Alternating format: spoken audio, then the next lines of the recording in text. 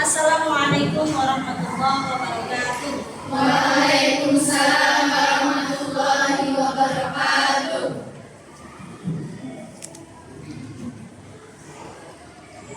Baik, seperti biasanya sebelum kita mulai pembelajaran pada siang hari ini, berdoa dulu dipimpin oleh Ketua Kelas, silakan. Siap, doa mulai. Bismillahirrahmanirrahim. Amin ya rabbal alamin.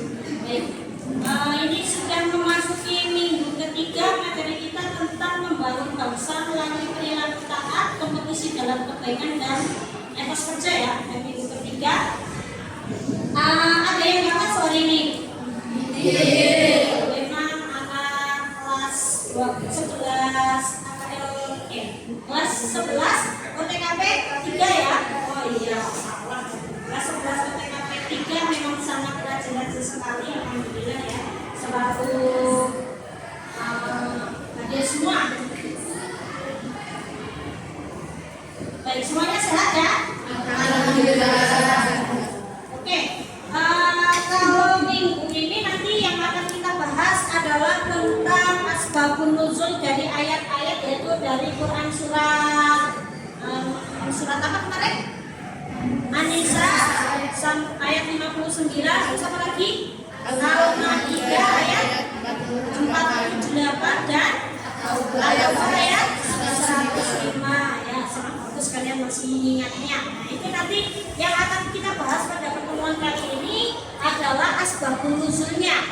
Lalu setelah asbabun nuzulnya kita akan membahas lagi tentang hikmah dari perilaku taat, kompetisi dalam kebaikan dan etos kerja, serta yang terakhir adalah keterkaitan antara perilaku taat, kompetisi dalam kebaikan dan etos kerja.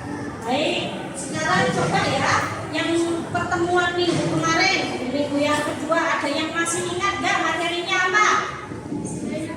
Oke, Aulia silakan. Tentang membangun bangsa melalui perilaku taat, kompetisi dalam kebaikan dan etos kerja. Oh iya, benar, bagus. Lalu ada lagi yang mau nambahkan? Saya pun.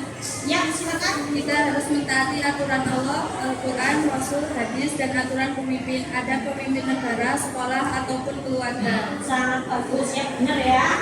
Terus yang selanjutnya ada yang mau menambahkan lagi? Kemarin soalnya materinya panjang sekali ya, kita di minggu kedua. Baik, silakan. Kita harus senantiasa berlomba dalam kebaikan bukan dalam mempersamu seperti menunjukkan kekuasaan dan lain-lain. Dan yang kedua, dalam hidup kita hendaknya berlomba dalam kebaikan saja, namun itu harus di atas ideal. Dan dalam pengertian kita juga harus selalu berpegang pada syariat Islam. Karena kita akan selalu diminta pertanggungjawaban atas apa yang kita kerjakan dan kita Bagus sekali. Ada lagi enggak? Oke, Dimas silakan. Ada beberapa prinsip etos kerja muslim. Yang pertama, bekerja, berkreativitas, dan beramal karena Allah. Yang kedua, berorientasi akhirat. Yang ketiga, berkarakter kuat. Yang keempat, berkarakter amanah. Yang kelima, bekerja keras. Dan yang keenam, bekerja cerdas. Alhamdulillah sekali ya, kalian masih bisa mengingat. Inilah fungsi dari resume kalian, catatan kalian, sehingga selain ingatan kalian itu masih bisa mengingat pelajaran minggu lalu, tapi kalau ada lupanya kalian bisa sambil membaca. Oke, sekarang karena tadi materi kita adalah tentang asbabun nuzul, ada yang tahu nggak apa itu asbabun nuzul? Oke, Novi, apa itu asbabun nuzul? Asbabun nuzul adalah sebab turunnya Al-Quran. Asbabun nuzul adalah sebab turunnya ayat Al-Quran. Nah, di sini kan kalau ada Al-Quran, di sini juga ada hadis. Nah, kalau sebab turunnya hadis, ada yang tahu namanya apa? Oke, apa namanya? Sebab turunnya hadis itu namanya asbabun nuzul. Oke, asbabul wurud. Karena di sini apa bedanya asbabun nuzul, asbabun wurud?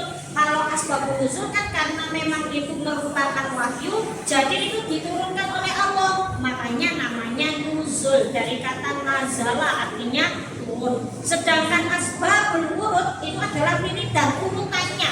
Jadi jangan sampai dalam urutan perawinya itu kok sampai ada yang terputus. Makanya kan beda, namanya nuzul itu urut itu urutannya masih ada di dunia ini. Kayak kalau misalnya asbabun nuzul itu vertikal, jadi dari atas ke bawah hubungannya vertikal.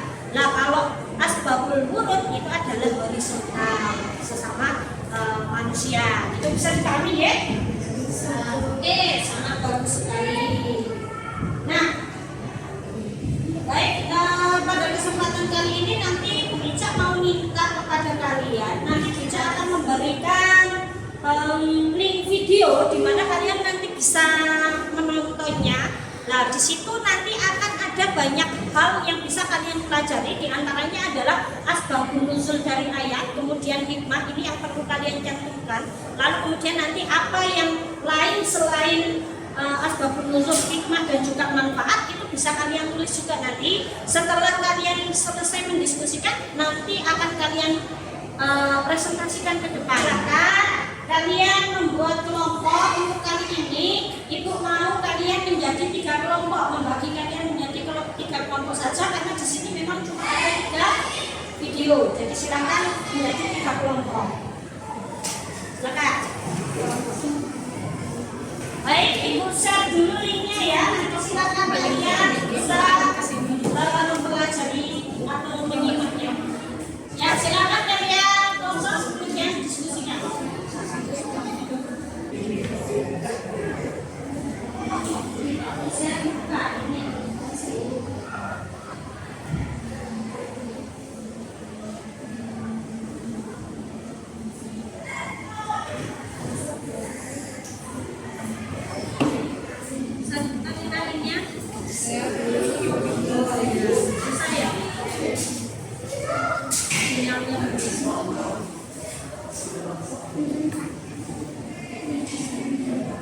Oke, sudah selesai diskusinya? Oke, baik, silakan langsung bisa kembali menghadap ke sini.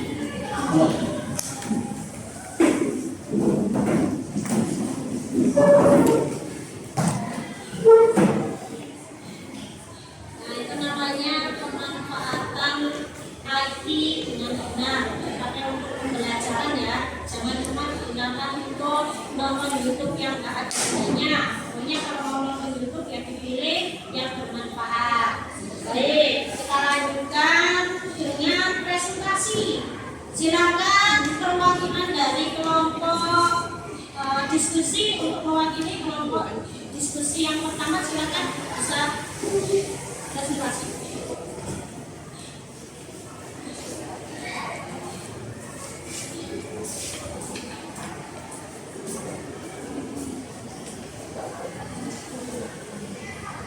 Assalamualaikum warahmatullahi wabarakatuh. Waalaikumsalam warahmatullahi wabarakatuh. Di sini kami akan mempresentasikan hasil diskusi kami mengenai video pertama. Video pertama memiliki tema takaturan dan nilai dalil surat An-Nisa ayat 29. Asbabun nuzul yang Imam Al-Bukhari meriwayatkan kalian dengan turunnya surat An-Nisa ayat 29, yakni terkait dengan penolakan para prajurit untuk masuk ke dalam api atas perintah Allah bin Zafar bin Aisyah, satu komandan dalam suatu syariah perang yang terjadi. Mereka kemudian mengaku kepada Nabi Sallallahu Alaihi Wasallam tentang batasan taat kepada perintahnya. Maka kemudian ini sebagai jawaban atas pelakunya yang mereka berkata. Perilaku mulia atau ketaatan yang perlu dilestarikan. 1. Selalu menaati perintah Allah Subhanahu wa taala dan Rasulnya serta meninggalkan larangannya baik dua lapang maupun dua sempit. 2.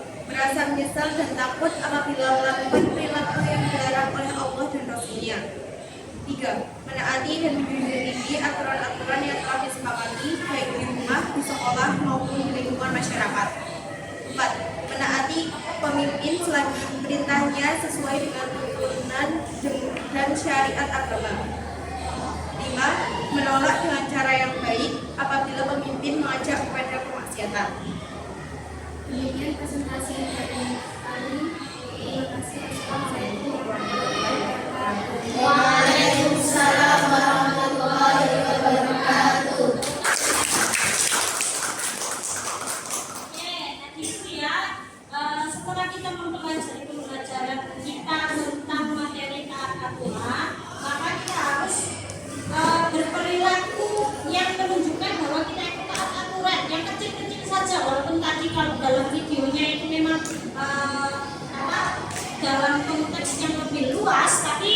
dalam kenyataannya kita harus selalu taat aturan, bahkan di dalam keluarga kita juga harus mentaati aturan yang ada di dalam keluarga, di sekolah juga demikian. Jangan sampai kita terlambat ke sekolah, jangan sampai kita tidak menjalankan tugas ataupun mengerjakan PR, itu semuanya harus diperhatikan. Jadi yang namanya taat aturan bukan hanya mentaati aturan-aturan yang gede saja, tapi yang kecil-kecil pun harus ditaati. Bukan kemudian kita itu hanya kita itu nggak boleh minum minuman keras, kita itu nggak boleh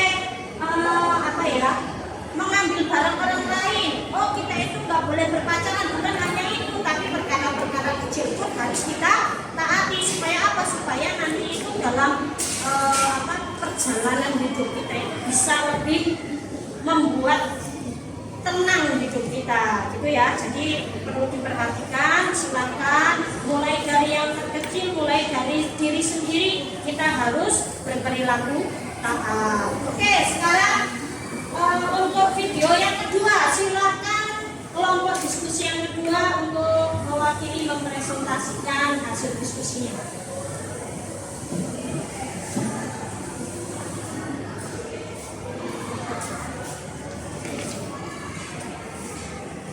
Assalamualaikum warahmatullahi wabarakatuh. Waalaikumsalam warahmatullahi wabarakatuh. Dulunya kami di sini akan mempresentasikan hasil diskusi kami mengenai video yang kedua. Tidak ada sebab khusus yang melatar belakangi turunnya ayat ini. Adapun faktor pentingnya adalah umat Islam jangan sampai bersikap dan berperilaku seperti umat terdahulu. Misalnya umat Nabi Isa dengan kitab Injil, umat Nabi Musa dengan kitab Taurat, dan umat Nabi Daud dengan kitab Zabur yang tidak mengamalkan ajaran kitab sucinya.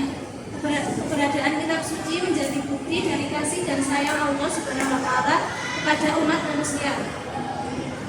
Coba bayangkan, jika tidak ada kitab suci, pasti kacau tatanan dunia ini. Padahal setiap orang harus menyadari bahwa kitab suci itu harus ditaati dan diamalkan, bukan mencari-cari dalil yang membenarkan perbuatannya, apalagi hanya sekedar memperturutkan hawa nafsu.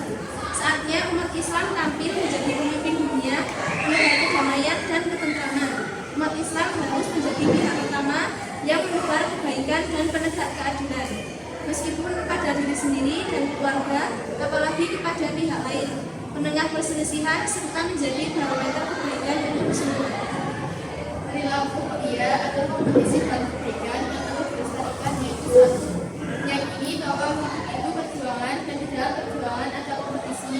Yang kedua, berkolaborasi dalam melakukan kompetisi agar pekerjaan jadi ringan, mudah dan hasilnya maksimal. Yang ketiga, dalam berkolaborasi semuanya diniatkan ibadah semata-mata menghargai ridho Allah Subhanahu wa Ta'ala.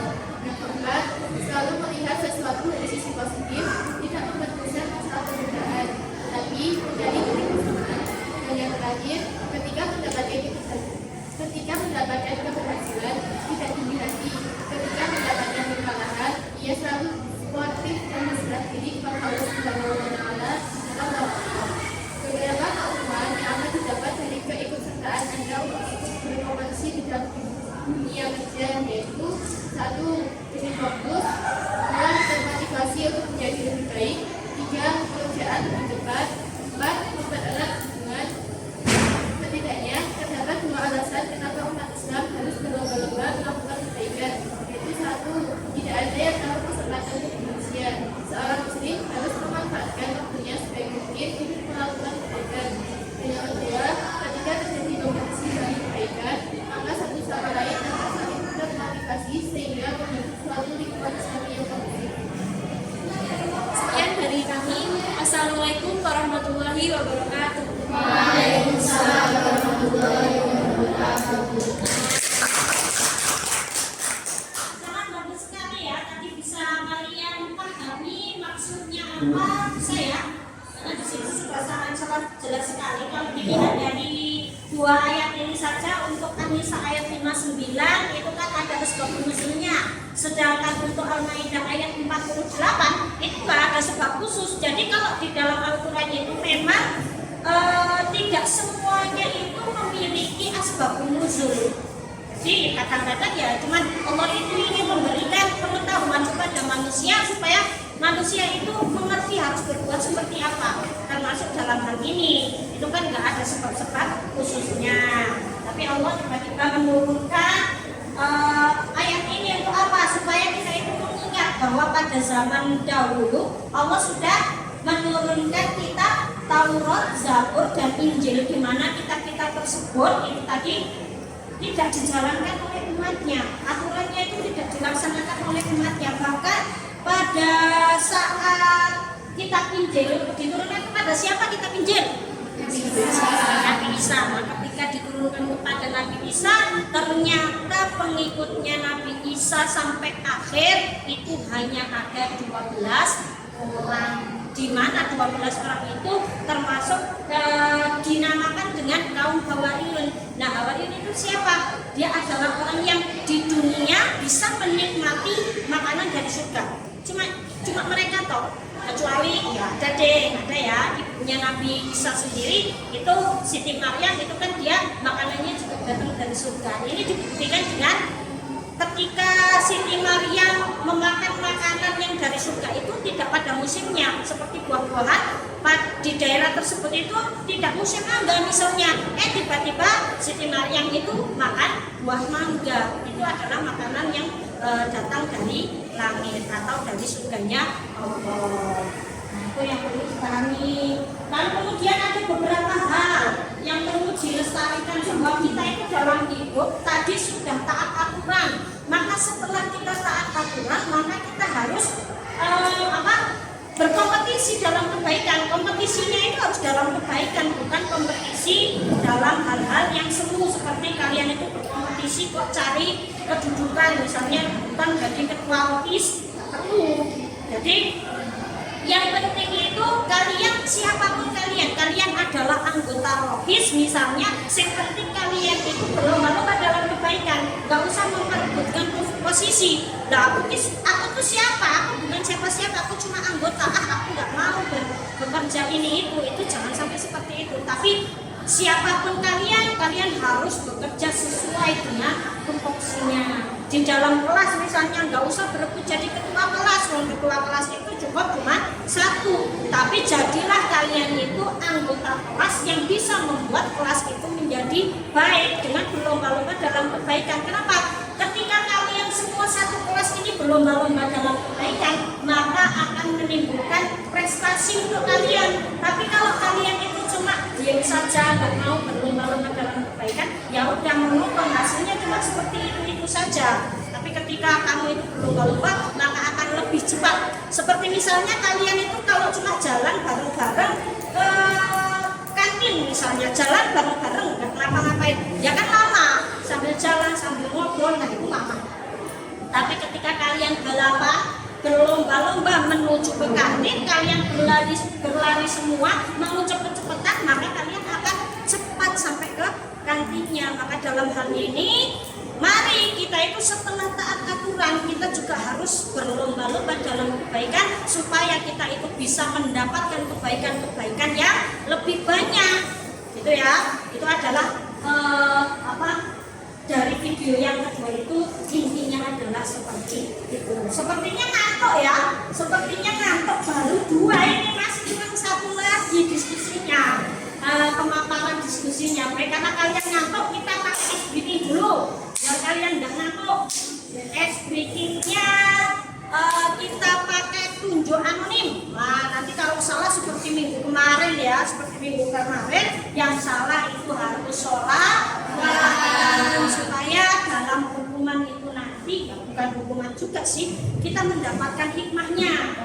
Selain hati kita jadi tenang, kita juga bisa mendapatkan syafaat dari Rasulullah. Baik, ayo berdiri semuanya, berdiri aja, jangan duduk biar nggak ngantuk. Berdiri. Terus kita gerak-gerakan dulu tangan kita sebelum kita melaksanakan ice breaking itu kan kita harus pemanasan, nanti tidak salah kurang. Oke, biar nanti bisa cekatan biar tepat. Oke, sekarang kita mulai ya. Ayo silakan acungkan tangannya. Ingat, anonim. Arti anonim adalah balikan atau perlawanannya. Jadi awas jangan sampai salah, nanti yang sampingnya melihat sampingnya itu, kalau salah nanti kamu kasih tahu ya. Siap? 1, 2, 3. Bawah. Kanan. Salah. Atas. Salah. Lagi ya, ulangi dari awal. Kita yang cepat aja. Saya malah takut salah juga. Oke. Bawah. Cantik lagi. Kanan. Bawah. Kiri. Masuk lagi. Salah terus. Oke, lanjut ya. Kaki kiri ya. Kiri terus. Bawah.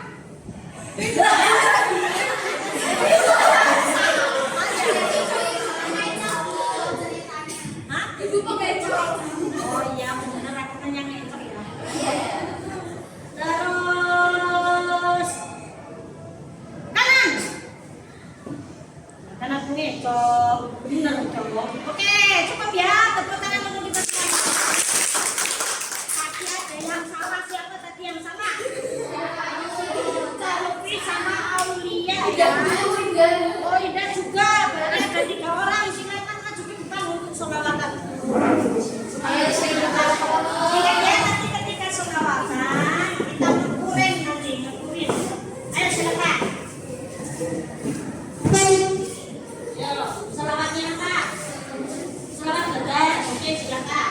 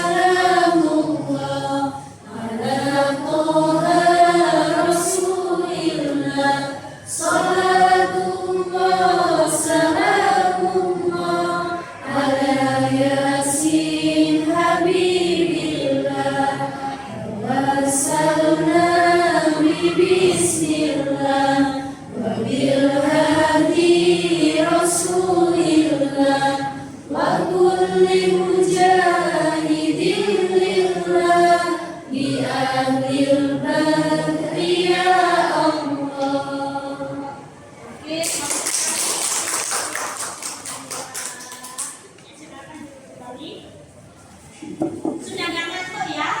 Sudah live sedikit, sudah sholawatan, masih ngantuk ya, nanti suruh tetap cuci muka. Oke, kita lanjutkan. Silahkan untuk yang ketiga yang mau memaparkan hasil diskusi dari kelompok 3. Silakan.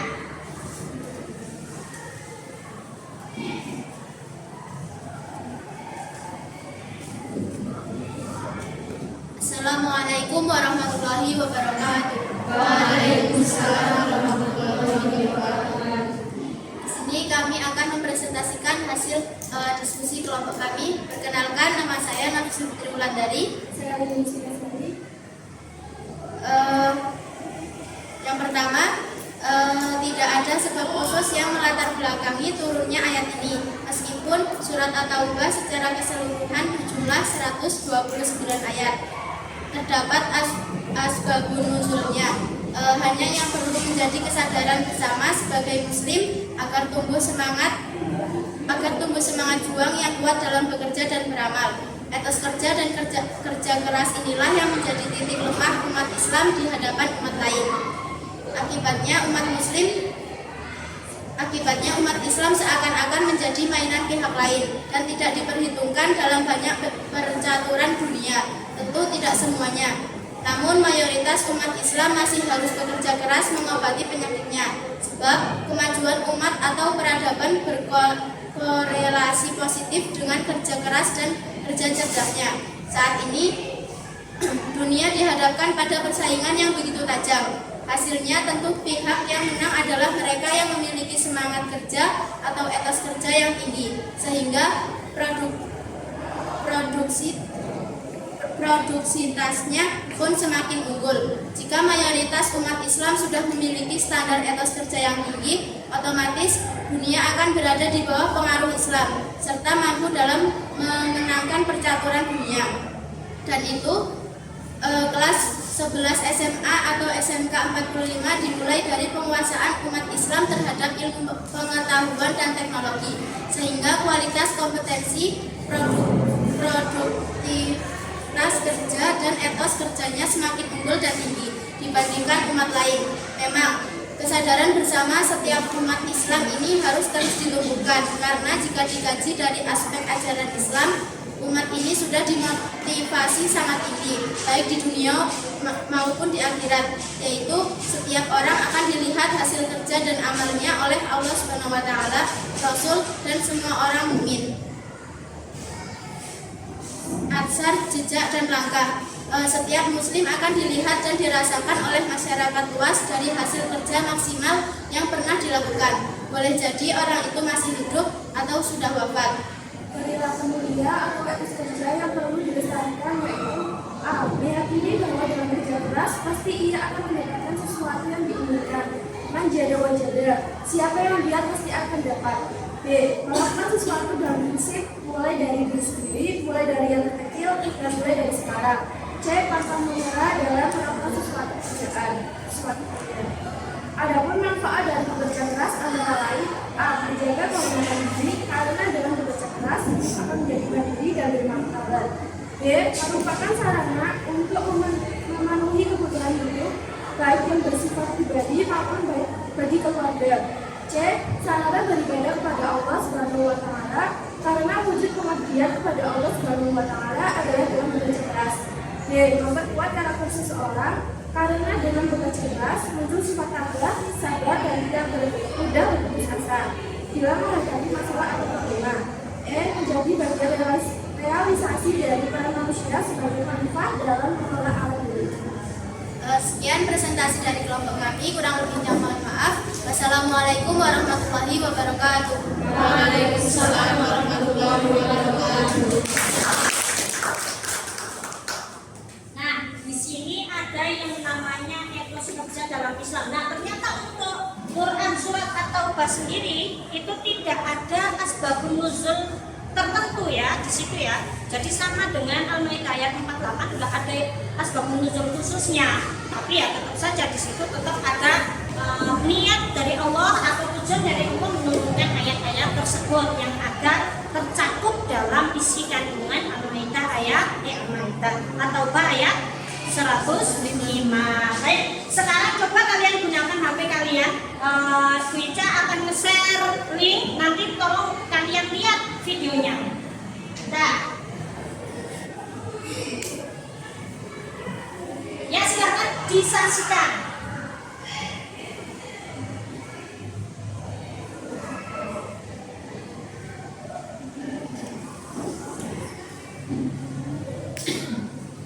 Oke, sudah ya. Itu berkaitan, video tersebut itu berkaitan dengan bekerja cerdas.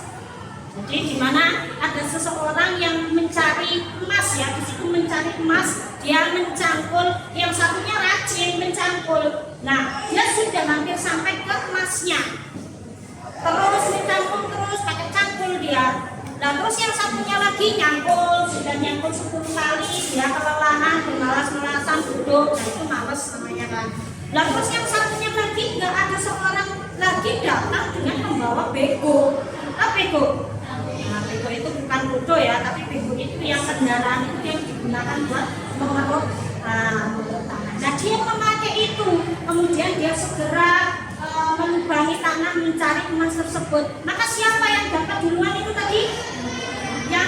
Yang bego ya. Nah, berarti yang bego bego itu malah jauh lebih pintar.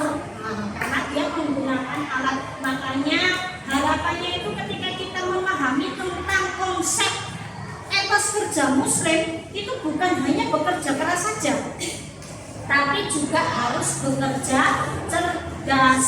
Nah, ketika kita berkompetisi dalam kebaikan juga demikian. Jangan hanya kita itu berkompetisi-kompetisi, tapi kita itu nggak tahu gimana jalan pintasnya, gimana supaya kita memiliki mendapatkan hasil yang lebih baik. Nah, misalnya kalau sekarang kita punya HP, maka kita harus berkompetisi dengan orang-orang yang yang selalu membuat konten-konten maksiat. Itu harus kita kompetisiin, harus kita lawan. Kita harus membuat konten-konten yang islami, yang bagus, sehingga nanti mereka itu bisa kita kalahkan. Kalau kita cuma terima-terima hanya menjadi penonton saja, apa artinya HP itu? Berarti kita belum bekerja keras. Bahkan termasuk sekarang, kalau misalnya kita itu berdakwah dengan YouTube misalnya ya, kan kalau di YouTube itu macam-macam sekali. Ada yang maksiat juga masuk ke YouTube, ada yang biasa-biasa saja nggak ada ilmunya juga masuk ke YouTube, yang cuma banyolan-banyolan juga masuk ke YouTube. Nah, sekarang kita harusnya juga kerja cerdas juga. Ayo kita bikin konten yang baik, terus kemudian nanti kita upload. Nah, kalau nanti yang nonton banyak, manfaatnya banyak, yang pertama kita itu bisa dapat pahala ya, karena itu bisa menjadi amal jariah kita. Ketika ditonton oleh orang, kita sudah mati, YouTube kita akunnya masih ditonton sama orang-orang, di like dan lain sebagainya misalnya, itu berarti masih memberikan manfaat kepada orang lain, maka pahalanya akan mengalir ke kita. Nah, selain pahala juga kita dapat, kan kalau banyak yang nonton, subscriber kita itu banyak, maka kita bisa dapat uang juga di situ kan. Nah, kita bisa dapat uang. Kan temennya itu ada ya, yang dia itu jadi youtubernya itu dia cuma ngupload yang tentang ruqyah. Jadi ada orang kesetanan di ruqyah, itu kayak gitu, ternyata peminatnya banyak dan itu juga bermanfaat apa? Jadinya penontonnya itu tahu ayat-ayat mana yang bisa dipakai untuk ruqyah, dan itu kan ilmu juga. Nah, ketika digunakan maka ya itu mengalir terus pahalanya. Selain pahalanya juga uangnya mengalir. Buktinya di minggu kemarin, di akhir bulan ini, dia bisa mencairkan 4 juta rupiah. Itu hanya dalam 1 bulan, karena subscribernya itu sudah mencapai banyak sekali. Nah, makanya ayo kita sebagai orang Islam itu harus mengoptimalkan usaha kita supaya apa? Bisa menghasilkan bukan hanya untuk akhirat kita, tapi juga untuk dunia kita. Nah, ini dalam Quran surat Al-Baqarah ayat 105 itu Allah itu memotivasi kita supaya kita itu menjadi orang yang bersemangat bekerjanya. Bagaimana itu? Ya ditunjukkan kepada bahwa Allah itu nanti akan menunjukkan usaha kita di akhirat, mau diperlihatkan. Kalau kita buruk ya nanti kelihatan buruknya, kalau kita baik ya nanti akan kelihatan baiknya. Maka kita harus mempunyai semangat untuk bekerja. Mungkin ya bisa dipahami. Itu adalah dari yang video-video tadi. Sehingga ayo kita mulai sekarang harus bisa memiliki, di sini tadi ya sudah dijelaskan tadi, itu harus bekerja cerdas. Terus apa tadi?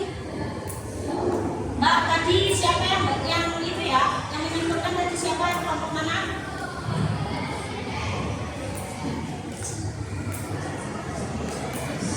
Bekerja cerdas, bekerja cerdas, terus apa ya? Kemarin itu pelajaran kemarin, ayo kalian cari sininya di mana? Itu ya. Nah, itu ya, jadi harus seperti itu, harus kita gunakan dalam diri kita sifat-sifat sedemikian rupa sehingga kita menjadi pribadi yang unggul. Oke, cukup ya untuk hari ini.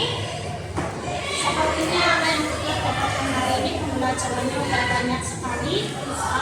Maka sudah sampai pada saatnya Ibu mau ada yang menyimpulkan pembelajaran kita hari ini. Ayo coba siapa yang berani menyimpulkan pembelajaran kita hari ini?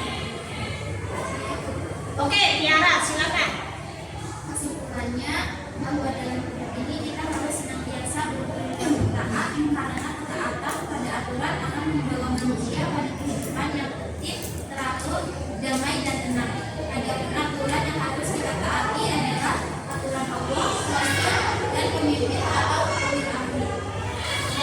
bagus, tepuk tangan.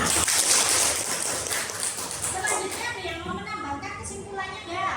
Oke, Nurani silakan. Setelah kita berlaku taat, seharusnya kita harus tidak berbuat kebaikan.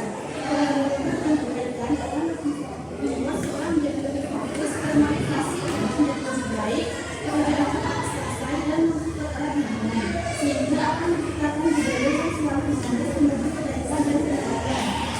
Sebuah kompetisi akan membuat kita cepat mencapai sesuatu, sehingga jika berkompetisi dalam kebaikan, pastinya akan berdampak baik bagi kita semua. Ya, bagus sekali. Itu yang kedua. Ada lagi yang mau menambahkan? Oke, Dwi silakan. Dalam berkompetisi dan kebaikan, kita juga harus bekerja keras supaya capaian yang kita peroleh dapat maksimal. Adapun manfaat dari bekerja di antaranya adalah: satu, menjaga kehormatan diri karena dengan bekerja keras hidup akan menjadi mandiri dan bermartabat. Dua, merupakan sarana untuk memenuhi kebutuhan hidup baik yang bersifat pribadi maupun bagi keluarga. Yang ketiga, sarana beribadah kepada Allah Subhanahu wa taala karena wujud pengabdian kepada Allah Subhanahu wa taala adalah dengan bekerja keras. Yang keempat, memperkuat karakter seseorang karena dengan bekerja keras muncul sifat sabar dan tidak pernah tersesat dalam menghadapi masalah atau perubahan.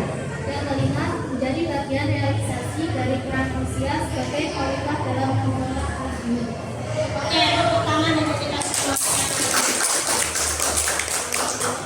Ini sudah selesai semuanya. Jadi ini Ibu akan memberikan soal ya. Di sini itu ada kisah. Nanti tolong kalian simpulkan.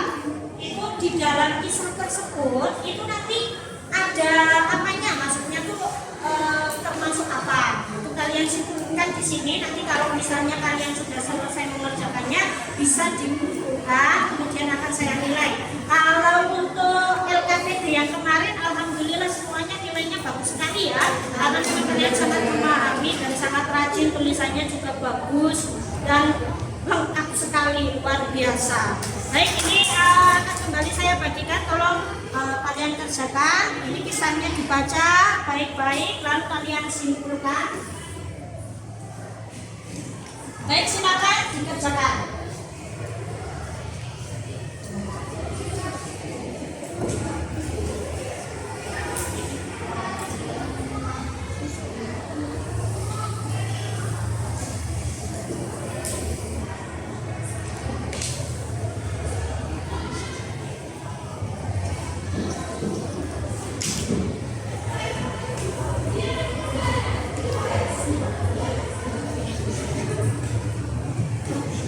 Sudah selesai ya?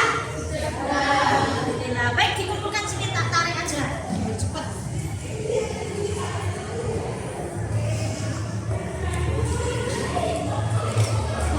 Ya, sudah semua. Ini nanti tak nilai. Terus nanti besok saya bagikan sekalian untuk LKPD hari pertama, hari kedua, dan hari ketiga. Nanti akan saya bagikan di minggu besok. Walaupun minggu besok kita materinya udah ganti lagi ya. Oke, kita akhiri dulu untuk pertemuan kali ini. Jangan lupa kalian pelajari kembali. Terus seandainya di situ ada beberapa contoh perilaku yang perlu kalian pahami dan terapkan, silakan pahami itu lalu terapkan dalam kehidupan sehari-hari. Itu saja ya. Apabila ada pertanyaan tidak? Ada pertanyaan tidak? Oke, kalau belum kasih ke kalian ya, kasih ke kalian. Silakan kalian tuliskan, kalian buatkan berita contoh. Yang pertama adalah contoh perilaku taat. Terserah kalian nanti mau mencontohkan perilaku taat gimana. Lalu yang kedua, contoh perbuatan berkompetisi dalam kebaikan. Lalu yang ketiga adalah contoh etos kerja seorang muslim. Jadi tolong nanti kalian kerjakan, minggu depan akan kita koreksi ya. Ya paling tidak kalian kumpulkan, nanti bisa akan nilainya. Baik, itu saja. Sepertinya cukup untuk pertemuan kali ini. Semoga apa yang kita dapatkan selama ini, selama 3 pertemuan ini bisa bermanfaat untuk kita semuanya dan bisa membuat kita atau memotivasi kita supaya bisa menjadi lebih baik lagi dengan beberapa perilaku yang sudah kita pelajari hari ini dan kemarin-kemarinnya ya. Baik, itu saja. Apabila ada kata-kata saya yang belum berkenan dari kalian, saya mohon maaf yang sebesar-besarnya. Sampai bertemu lagi minggu depan. Assalamualaikum warahmatullahi wabarakatuh.